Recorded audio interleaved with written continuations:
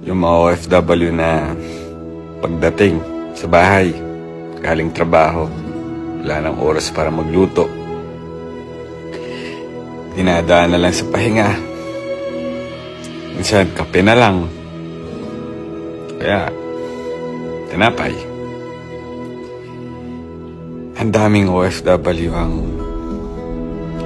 hindi pinapakita sa kamag-anak ang tunay na sitwasyon nila.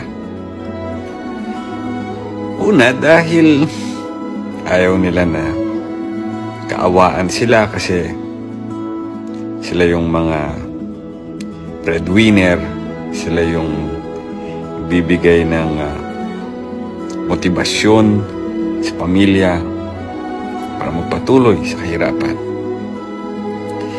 Ayaw nilang bigyan ng isipin ang kanilang kaanak, kanilang magulang, kanilang asawa at anak na nalilipasan pala ng gutom itong si worker, itong si OFW.